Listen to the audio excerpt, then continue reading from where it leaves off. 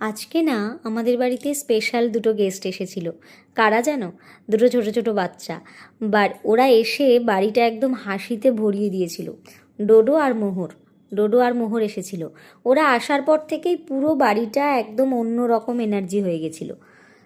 আর আমি সবার জন্য, ওরাও এসছিল, প্লাস আমার মাসিরাও এসছিল, মা এসছিল, সবাই মিলে একটা ছোট্ট সন্ধ্যা, মানে একটা সুন্দর সন্ধ্যা কাটালাম আমরা। কম সময়ের, কিন্তু বেশ ভালোভাবে কেটে গেল সময়টা। আমি ওদের জন্য ছোট ছোট কিছু অ্যারেঞ্জমেন্ট করেছিলাম। তরমুজ কেটে দিয়েছি, চাউমিন মিস্টাররা এনে দিয়েছিল সকলের জন্য।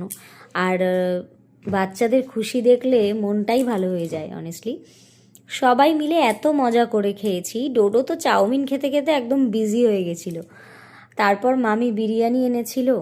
বাস, তারপর পুরো ডিনারটাও হয়ে গেল সবার।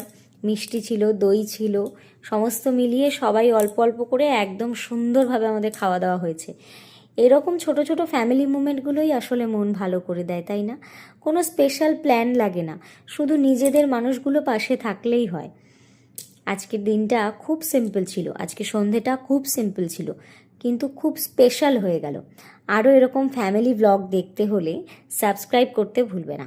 দেখা হচ্ছে পরের আরেকটা ভিডিওতে।